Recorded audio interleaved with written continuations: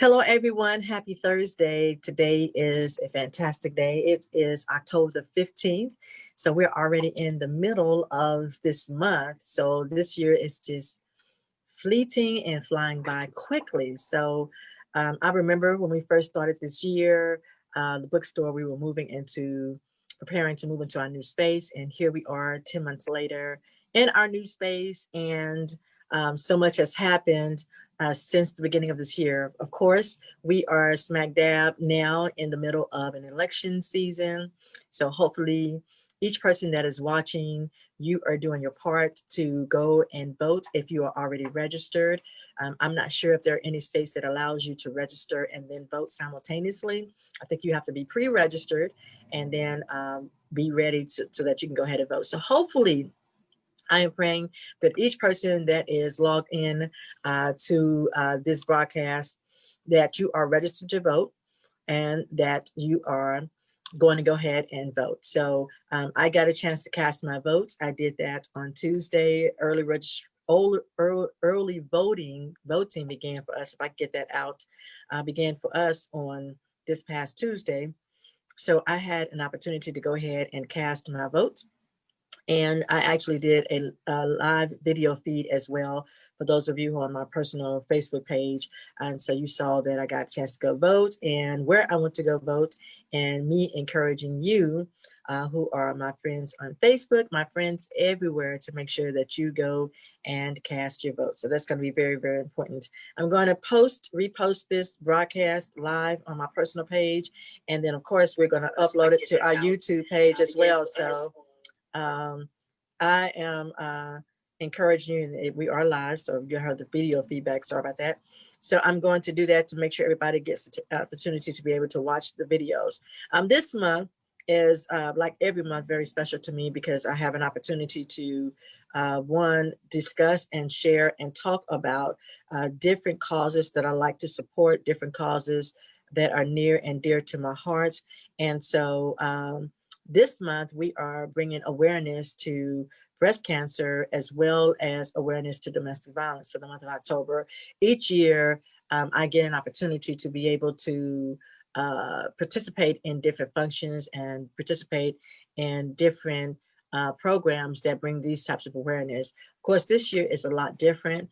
Usually, I am preparing to walk with my sisters, sorority sisters, where we go pink and we march on behalf of women who have been diagnosed with breast cancer.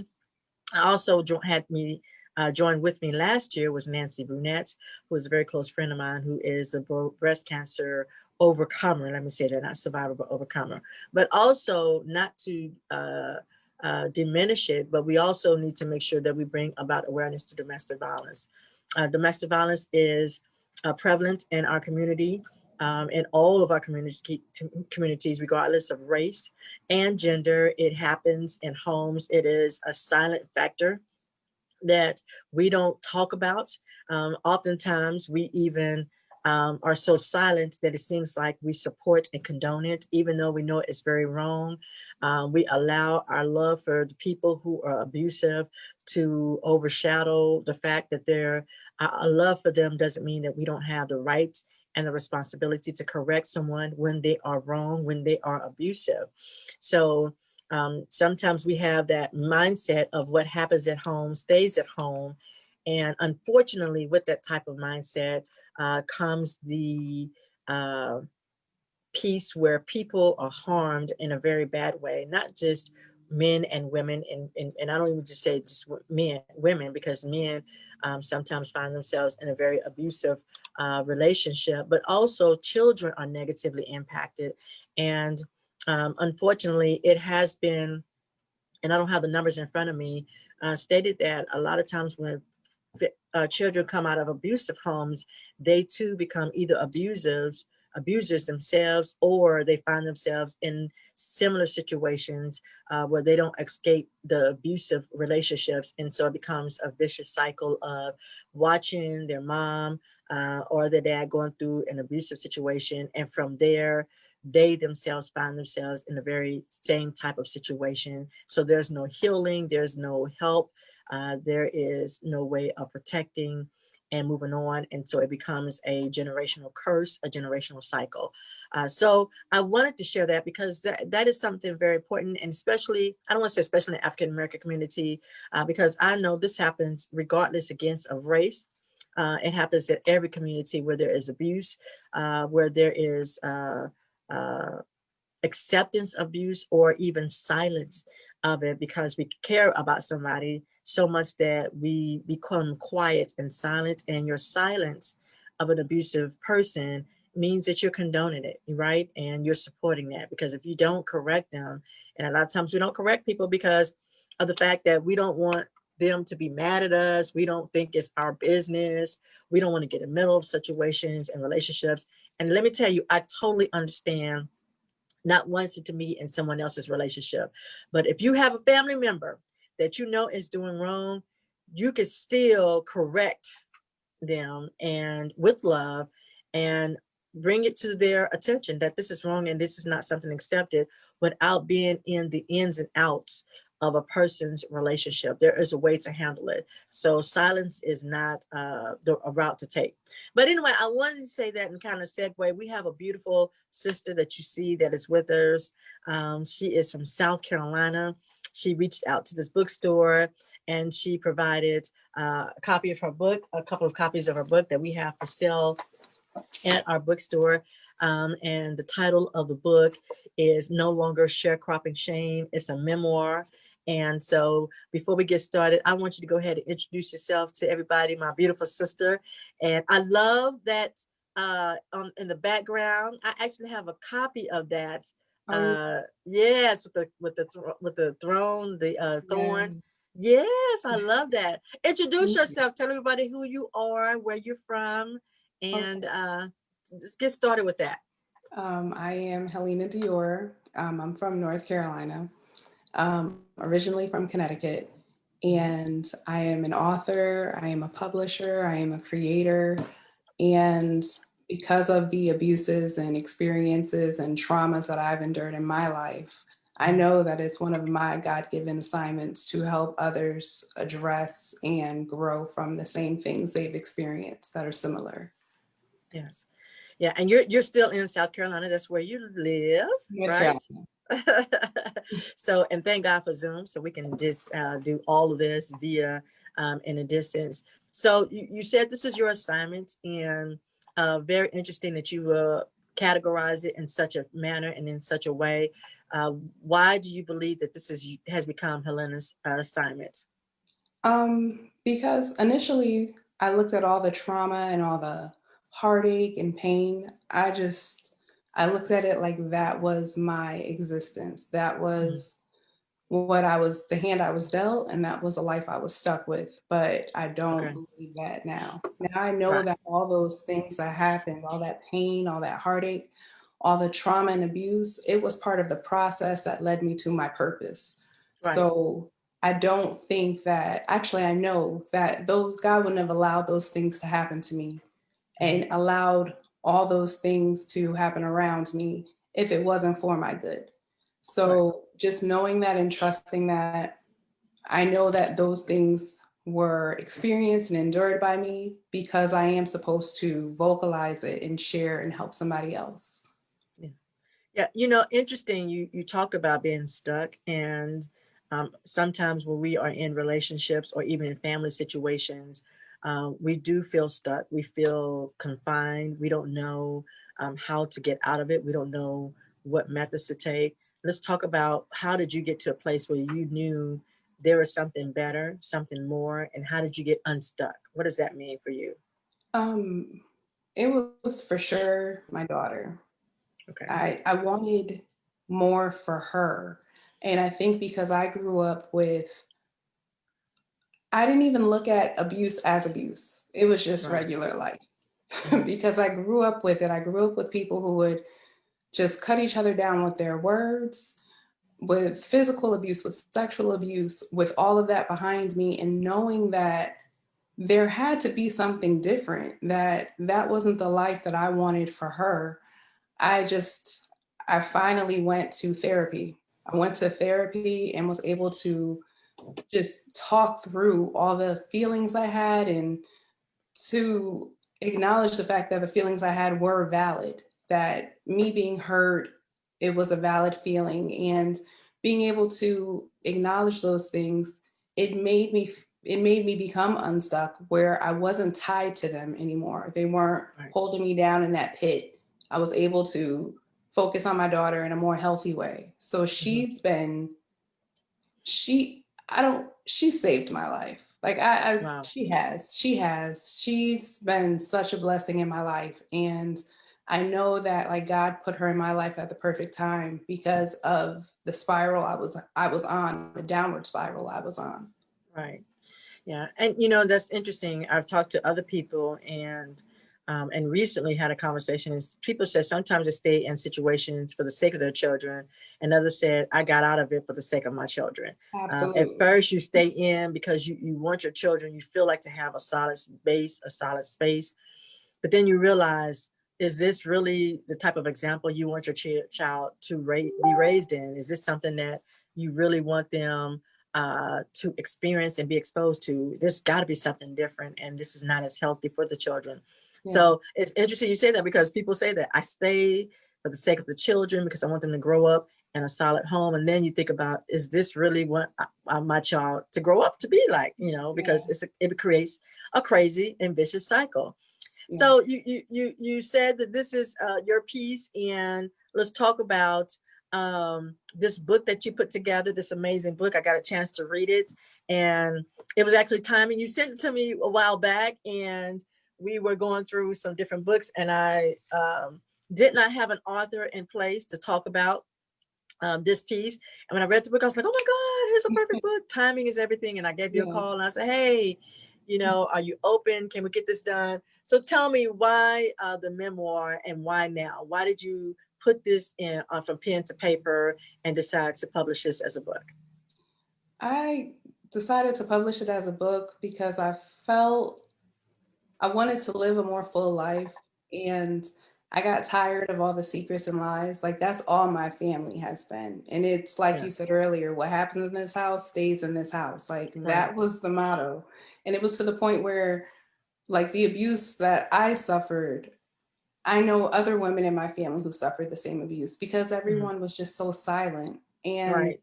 it was my way of finally using my voice by writing the book. And because I know it's not just me that have had who's lived these experiences. And I just wanted to share it. Initially, I was kind of nervous, like there was a lot of trepidation about Right. family members being upset or angry because I put so much out there. But after I started writing, I just a lot of them don't speak to me anyway. So I might as well be at peace with myself, and they can do with it whatever. Mhm. Whatever they feel Yeah. like doing with it is fine with me. Right. But I had to put myself first. And that's interesting. We care so much about people who really don't care about us, Yeah. and we take this mandate to say, well, I don't want to upset them more. But the truth of the matter is, like you said, they don't really fool with you anyhow. They don't Yeah. have anything and they really don't genuinely care about you if they are silent about your abuse. If they're not there for you, then they're not there for you. But we Mhm. do take on that burden of caring about people and making those type of adjustments on their behalf, even though that's not happening for you. So do you get healed? No. Do you get help? No. Do you release that hurt? No, you don't, because not only are you bearing the burden of your situation, but you're trying to accommodate people who have not been there for you through the process, through your healing, have not made help you with the journey of getting into a better space or better place. So you have a very good book. I don't want to give out too much information, but when you wrote this book, let's talk a little bit about you writing the book. What did you learn more about yourself as an author of this book? Because of course, these are your experiences, but when you start putting pen to paper, what aha moments did you have for yourself? I realized that a lot of the things that I had gone through and experiences that I'd lived Hmm. were me repeating the women before me. And specifically with my mother. My mother and I, our relationship has always been, it either is rocky or it doesn't exist. It's always been off and on, and Right. it's never really been healthy. But writing the book and creating her character in the book, I realized that she was a person. Up until that point, she was not a person to me. She was Wow. someone who I disliked and despised and every other adjective that is negative. That's how I Right. felt about her. But it Wow. wasn't until I sat down and was able to write about her, I was able to see through her experiences that her behavior wasn't completely her fault. She didn't know any different. She didn't know that there were other ways, and she didn't know how to be a mother to me. Mm, And up until the point that I actually sat down to write it, I mhm. never considered her story at all. Wow. Wow. And that's interesting you would say that, is that before then you didn't consider her, we knew she was a person, we know that, Mhm. but you really couldn't understand her personality, her character, and her existence until you start writing out the information, and then you realize, okay, some of this, um, her ways of handling it, was a lot of it came from her own personal experiences. Yeah. Now, do you have a relationship with your mom, or what's going on with that, or? We were somewhat civil. It had been about 5 years before I'd seen, like, without me seeing her, speaking to her, about 5 years.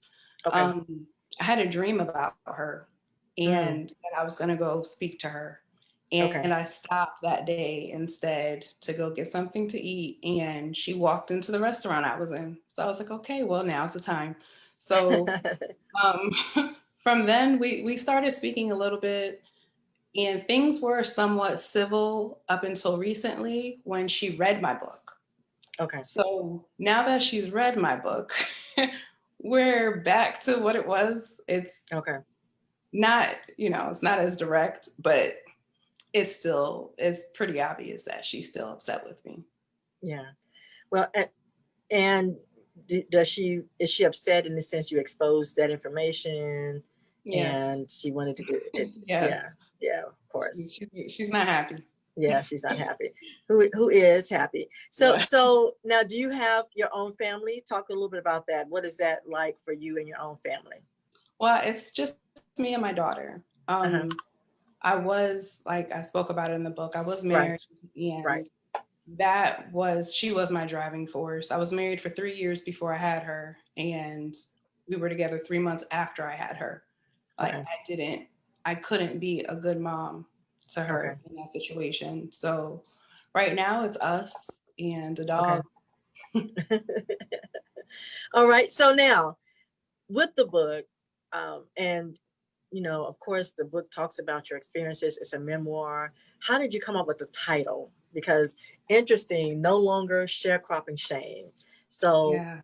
Helena, where did the title come from? I mean, I'm interested because when you first look at this, when we think about sharecropping, of course, we take us all the way back to the time of slavery, our Mhm. ancestors. So, this is a very interesting title. So, talk to me about this. How did you come up with this? The title does go all the way back. It Hmm. was at the point where I realized that I was just reliving all the experiences before me. My grandfather's family, they're from South Carolina, and they were sharecroppers. They were sharecroppers on the same plantation that they were enslaved on. Mm, Um, so it was no thought put into what their crop was. There was no thought put into their process. It was just, this is what we do every day, right, and in day out, this is what we do. No thought, and it was just the same thing passed down from person to person to person. When I realized that the shame that I had on me was not from me, it was from my mother, it was from mhm, her mother, it was from her mother's mother. And that was when I made the decision, that's it. Like, it stops here. I'm not sharecropping this shame anymore. I'm not passing this legacy of pain on to my mm, daughter. right, So the title, that's where it does come from, just that legacy of just doing without really thinking of why I'm doing mhm, it. It was right. just an inherited shame. Mhm. Yeah, yeah, and I appreciate you sharing that.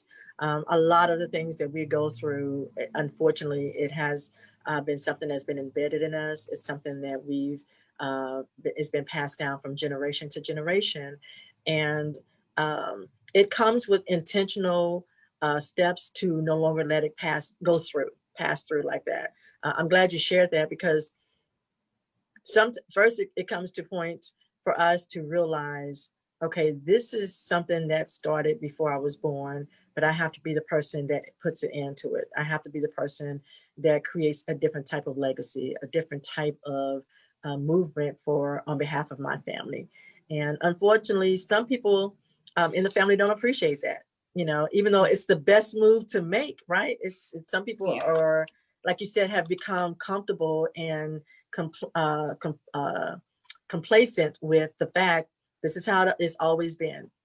Change, and it comes from the fear of the unknown. Some people have the unknown fear and can live through insanity of abuse, right? It becomes part of their process of survival mode. And so when you take all of that negativity out, some people don't know how to survive on peace.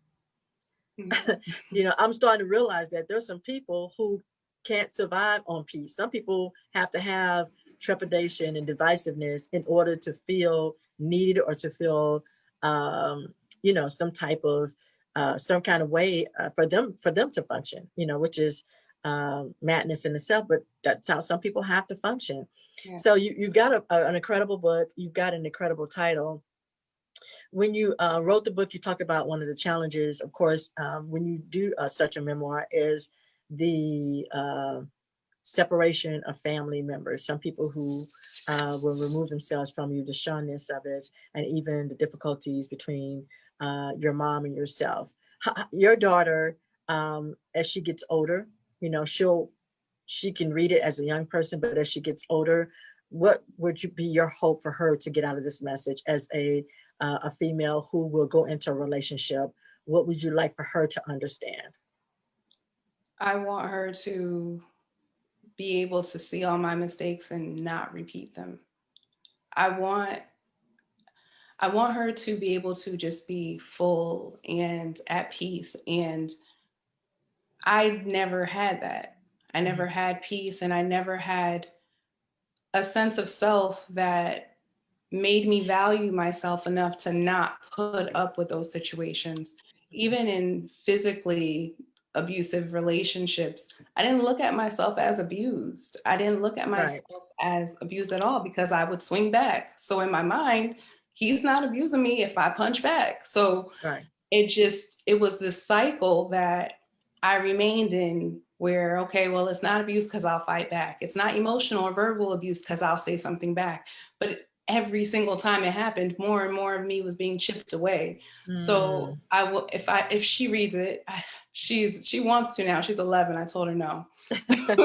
But when she reads it, I want her to be able to, just because she knows me on a different, she doesn't know that version of her mom. And I want her to see just how possible change is, and how much she doesn't have to live that life, and how it's not normal. It's just not okay. So I just would hope that she could see that version of me, and just see the change in me and the change that God has done, and appreciate and value herself enough to not allow herself to remain in situations if she's ever presented with one. Right. You know what? You said something that was I wanted to hash out is when you are fighting back, when you're in survival mode. Every time you go home, you're in survival mode. You're actually creating a defense to be able to stand and defend yourself against some onslaught of abuse. And you don't really see it. It's abusive, but you feel like, well, I'm fighting back, so it's not that bad because I have the energy. But you said each time you found yourself, you were being chipped away. Yes. You were being chipped away, and you were getting, and I've talked to people that have been there, that you get to such a point where you start finding yourself that you've lost yourself. You've lost who you are and your identity, because you've taken on a different type of mask. You've taken on a mask of defense. Yeah. Instead of living, you're constantly surviving. So you wake up in survival mode. You go home into survival mode, and that's not what you want for your daughter. I want to give out some hotlines for the National Domestic Abuse hotline, and so that people can know that it's some numbers out there that you can call. We talk about this. This is so important.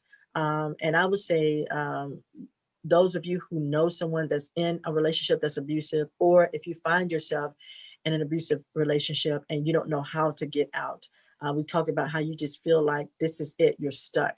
How do you get unstuck out of that? Or maybe you don't even think it's abusive. Helena, you talked about that. You're so much in a survival mode, you don't even get that you're in an abusive situation, but you can be in one. So if you're unclear, or if you need to talk to someone, the hotline number for that is 1-800 799 7233, which is SAFE, SAFE, 1-800 799 7233, or you can call 1-800 for TTY. Sorry about that. It's 1-800 787 3224. So they also have it where you can do a live chat, where now technology is great. So if you don't feel comfortable calling, you can just Google the hotline.org and you can chat for domestic, National Domestic Violence Hotline. So the website is thehotline.org, where you can actually chat by text. It is free, it is confidential, it's available 24/7, and you can plan for safety. Let me say this, it helps you, first of all, to get help. The second thing it does is it identifies abuse. We don't understand abuse. Sometimes we think abuse is physical. It can be verbal. It can be emotional, right? So we don't always understand or know how to identify that. You can also plan for safety. It is, if it's physical, if you feel like it's so much on you to the point where you just want to give up, right? And then you have support from others. So everyone deserves healthy relationships. It's on the website. I love that website. Again, the number to call is 1-800-799-SAFE, which is 7233. And so those of you who are watching and maybe you're finding yourself stuck in a situation, this is a great opportunity for you to get unstuck. And maybe you have to find support groups outside of your family. Sometimes it's your family that's keeping you stuck in that situation because they're telling you the best thing you can do is stay there for the sake of the children. Don't do that. Okay. If it's abusive, find help, get unstuck. Hellena, let's talk about how people can get a copy of your book, how people can follow you on social media, how people can connect to you and be blessed by getting a copy of your book. Of course, we have it here at the bookstore, but give them your information, Hellena. Okay, on Facebook and Instagram, I could be found at Hellena Dior. On Twitter, Dior Hellena. And the books are available on my website, HelenaDior.com. They're also available on Amazon, Okada Books, and Barnes & Noble online. Very good. So she's got them everywhere, but y'all better come to Enda's Boutique first and get these books here. Yes. And so we are very, very excited about this book. We're excited about Hellena. And if you are wanting to read about a story, a memoir is what it is, of a person who overcame the odds in a difficult situation and now has committed to not only help herself and her daughter, but she has written a memoir to help other women and other individuals who are in an abusive relationship and you feel like you're stuck, you feel like you can't get out of it. The cycle is continual because it's been going on for decades and from generation to generation, it's been passed on. She has written a book that helps the reader to understand that you don't have to stay in that type of a relationship, that there's more to life than being stuck in an abusive situation. All right, Hellena, thank you so much for joining us. Again, for more information, give them your websites, please. HelenaDior.com. All right, fantastic. And of course, I am Jean with Enda's Boutique. We do have copies of her book here at a bookstore. You're welcome to purchase it online by going to the website, endasboutique.com. You can also come visit our store. We're located at 428 North Main Street here in Duncanville, Texas. And somebody posted a comment. So before I move on, let me see what that comment is. They may have a question for you. And I got to go to my phone. So you guys hold on 1 second, because I do want to say if anyone have any questions about this, to please let us know. Of course, additional questions can be forwarded to our website, to us via email. But I want to try to get in here. Let me see. Y'all bear with me, because I am doing this. Uh, uh, this is a new thing for me to try to do the group. I think they posted it in the Facebook group of Endless Boutique. So I'm headed that way to see what comments there are. But I do want to, again, remind everybody the 1-800 number that I provided to you, and to just encourage each person that if you know anyone that is going through an abusive situation, please don't be silent. Okay. Please say something. If it's someone that you know that is an abusive person, hold them accountable, hold their feet to the fire. They may run from you. They may not want to speak to you. At the end of the day, we have to be advocates for what's right. We have to be in support of what's right. And so please make sure that if you have a family member or a loved one that is being abusive, say something. Don't be silent. Don't be quiet. And I can't see what they posted, but make sure that it's on a two-way street. So not just should we encourage our sisters and brothers to get out of an abusive relationship, but we also need to be advocates in a way that if we have family members that are the abuser, we need to advocate for them to get counseling. Okay. I saw somebody say hurt people. You don't have to get counseling. If you are the abuser, get some help, get counseling, find out why you are being triggered to act in such a way that it compromises another person's safety. Okay. And if you have family members that are like that, help them to get counseling or get some type of help. Steer them in the right way. Let them know that what they're doing, their actions are not acceptable. It takes a community to get involved and get engaged. Silence is not helpful. Condoning things that are wrong is not helpful. And it's not about, I don't want to get in someone else's business. It's about doing what's right for our community. All right. Thank you all for joining, and thank you for being patient. I was trying to pull in that comment, but it is in our Facebook group. We're going to repost this on our YouTube page as well. Again, for more information on Hellena, you can go to our website, which is HELLENADIOR.com. You can also go to our website, endlessboutique.com, and we can connect you to her information. We appreciate all that you guys have done. Thank you for your support. Don't forget to go vote. Voting is going on, early voting. And of course, the official day to vote is going to be November the 3rd on that Tuesday. But we want you to go ahead and get your vote in. Your vote is your voice. You hear me say that all the time. So make sure you go take care of your business. Also, I believe today is the last day for the census. So if you have not completed the census application, please go do that. I believe today's the last day to do that. So make sure you go take care of that. The coronavirus is still live and going on. So please make sure that you cover up, your mask up, you wash your hands, use social distance, do those things. If you're in Texas, we are now back at level red. So that's not good at all for us. So make sure that you take care of your business. Okay. All right. Thank you everybody for joining us. We appreciate you. Have an amazing Thursday. And we are going to bring this to a close. We look forward to having you again to join us live on Endless Boutique Facebook Live. You guys have an amazing day. God